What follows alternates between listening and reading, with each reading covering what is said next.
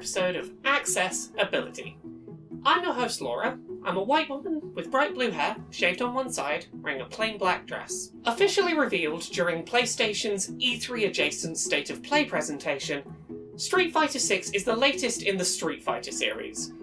The game looks set to be another 1v1 fighting game with hyper-realistic character designs, this time accented with big paint splash style effects for certain high-impact attacks.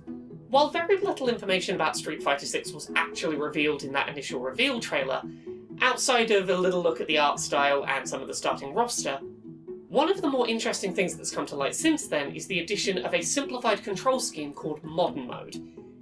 This is designed for players who struggle with things like quarter circle inputs and long combo strings, and instead has something a lot more akin to a Super Smash Bros. Style of inputs. Basically, you have a dedicated button for special attacks, and you can use your analog stick to modify which special attack is done, and a lot of the complexity of executing some attacks in Street Fighter 6 is swapped out for a much more simple way of doing that. As a gamer with disabilities that impact my memory as well as my coordination, I've talked a lot on this channel about the fact that I love playing fighting games in theory, but I often really struggle to play them in practice, because I struggle to remember combo strings and then execute them on command with precision. The idea of a control scheme for Street Fighter 6 that would make it both easier for me to remember inputs and execute on them was something really interesting to me from an accessibility perspective, so this past week I contacted Capcom and they invited me to their London offices to play an hour of the game and to try out their new modern control scheme. So today, on Accessibility, we're going to be talking about Street Fighter 6 and its new simplified modern control scheme. We're going to talk about how the new simplified modern control scheme works, how it compares to the classic control scheme and what limitations there are if you're playing on modern, and we're going to talk about the ways that certain games in the past, including Street Fighter 4 on the 3DS, have also tried to lower barriers to input complexity for special moves. So, how does the new simplified control setup work compared to the game's classic controls? Well, it works by trading a little top-end flexibility for a reduced barrier to entry for play. Rather than featuring the classic control scheme's 6 buttons for selecting light, medium, and heavy, kicks and punches, modern control mode features just 3 buttons, combining kicks and punches of a given weight into a single button, with attacks selected based on character and context. The remaining face button, triangle on PlayStation, is a special move button, and functions very similarly to the B button in Super Smash Bros. Generally, special moves are executed by pressing this button while having the analog stick pressed in a given direction. There are a few exceptions, such as one of Chun-Li's special moves needing you to specifically hold a direction long enough to charge before pressing the special move button, but generally, a control stick flick and press of that button is all that you need to execute these special moves. When it comes to using your super moves, all you need to do is hit the special and heavy attack buttons together, plus a directional modifier, assuming that you have the meter energy to expend. At its core, this is probably the most noticeable reduction in input complexity offered by Street Fighter 6's modern control scheme.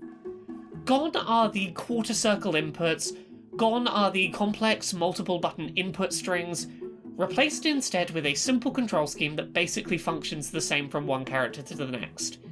If you can fire off one character's special moves and their super moves, you know how to do it for most of the roster, with only very minor character-specific input quirks to learn. Beyond that, the rest of the game's inputs are mapped to the controller's 4 trigger buttons. L2 functions as a simple grab. There's nothing else to it, that's all the button does. R2, on the other hand, acts as an automatic combo modifier. While your heavy, medium, and light face buttons all control their various attacks, holding R2 before mashing heavy will execute a dedicated heavy combo attack. You can't switch up weight mid-combo, so if you hold R2 and start mashing light attack, you can't swap instantly into a medium weight combo, but by either spotting where your auto combo ends, or manually cancelling it by releasing R2, you can manually start a new auto combo as the previous one ends. One really nice aspect of how the auto combo system works is that the auto combo only executes if the first hit of the combo connects with another player. That means that if you attempt an R2 auto combo and your first attack misses, you'll have an opening to back away or swap to a defensive stance, rather than being committed into the next attack of the combo that didn't connect. Lastly, there's L1 and R1, which both make use of the drive meter, a new type of energy meter players need to manage. L1 is mapped to a drive impact attack, which is a single, very powerful attack that is fast and damaging, but uses up a large chunk of your drive meter. And if that drive meter runs out completely, you'll become exhausted and be unable to use either drive impact attacks or drive parry. Mapped to R1, drive parry makes your character invulnerable to any attack besides grabs. You can hold the button down to be invulnerable to non-grab attacks for as long as you like, but it does slowly consume drive meter to use. However, anytime you use drive parry to block an enemy attack, your drive meter will refill, which is the main way to keep the gauge topped up. To give a concrete example of how this new control scheme works in action, when you're playing as Ryu, triangle by itself is Sudoken, triangle and backwards fires off a Tatsumaki Senpu Kyakyo, forward and triangle is a Shoryuken, and down plus triangle is a high blade kick. For super moves, a neutral or forward triangle plus heavy is a Shinku Hadouken, backwards and super is a Shin Hashigeki, and down super is a Shin Shoryuken. And basically that's it. In modern mode, you simply have a light, medium, and heavy attack button, a combo modifier, a special button that is modified by analog stick directions, a 2-button simultaneous press for supers, a grab, a drive impact attack, and a held parry. No more complicated combos or inputs required. So, having had an hour to play the game, what are this new control scheme's pros and cons? Well, as a gamer with dyspraxia and ADHD, I genuinely found this the most accessible, playable Street Fighter game I've played in years. The new simplified input scheme didn't require me to remember character-specific combo strings and execute them with precise fine motor controlled hand movements in the heat of the moment. I generally struggle both with remembering fighting game combos and getting my hands to reliably execute them outside of training environments, but with this new control scheme I felt much more in control while playing. I've previously talked on this channel about the fact that the Super Smash Bros. Series is the only fighting game series I've ever really been able to hold my own in vaguely competitively, and a lot of what works about Smash Bros. Carries over to make Street Fighter 6 feel really approachable. As someone who knows fighting game theory and strategy pretty well, and is largely held back by my own inability to execute on inputs mechanically, I was able to hold my own against an opponent using a fighting stick and traditional control mode pretty well, and never felt like, in a casual competitive context, I was missing out on aspects of the game. Now, on paper, it is important to note that there are some aspects of the game I was technically missing out on. For each of the 4 characters I played as during my hour with the game, each was missing approximately 2 to 3 moves off of their special move list to accommodate for the simplified control scheme. I didn't have access to absolutely every special attack using these controls, and I didn't have full control over my basic combo strings, but for me, that slight loss of a few combat options was a well worthwhile trade. I am under no illusions that modern controls will put me on an even footing with tournament-level players taking advantage of classic controls to get a few extra options out of combat.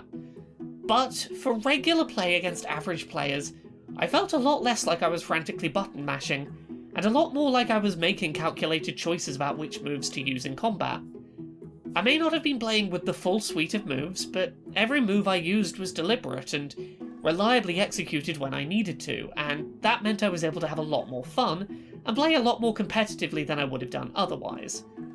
Sure, a top-end professional player will have an advantage against a simplified modern control player, if only because with fewer moves at their disposal, there are fewer moves that the top-end classic player has to be prepared to counter, and because, at least in the current demo build, your opponent is told which control scheme you're using. But for casual matches with friends, Modern Controls really impressively holds its own. This is not the Street Fighter series' first attempt at introducing methods of offering easier access to special moves. Street Fighter 4 on 3DS, for example, offered players touchscreen buttons for super attacks, but this feels like the first time it's been offered as a serious option rather than a one-off gimmick, or something offered because of a limitation of the hardware the game was released on. And I genuinely think for most casual players, this control scheme is going to make it easier to play more competitively. Without the input barrier of combo strings present, it's much easier to think about what you need to do, and to do it when the right moment presents itself. With combo complexity less of a factor, things like watching your distance from the opponent, keeping an eye on your meter, executing an attack that capitalizes on a momentary opening, and learning which openings can be effectively punished becomes a lot more reasonable to players who might otherwise be distracted by trying to pull off a precise quarter turn into a rapid face button input string. Having now played an hour of Street Fighter 6, I'm feeling really positive about the game's modern control scheme. Sure, I'm never going to go toe-to-toe with the very top end of tournament-level players who are playing on Classic. I know that I'm trading a little bit of range of what I can do as a character for this increased simplicity of inputs, but for me that's really worth it. I don't have to worry about being able to do quarter circle inputs reliably every time that I need to try and pull off a move. I don't have to remember long, complicated combo strings that might vary from character to character. I don't have to get the timing right for a combo where I'm pressing every button just fast enough that it registers as, the next hit in the combo. I can focus on the things I find interesting in fighting games with this. I can focus on keeping an eye on my spacing, keeping an eye on my meters, knowing when to use a certain move and how to punish a player and keep the pressure up. I can focus on the tactical elements rather than stressing about basic inputs. And that means that I am going to have such a better time with Street Fighter 6 than I generally do with this series, and I'm really excited for that.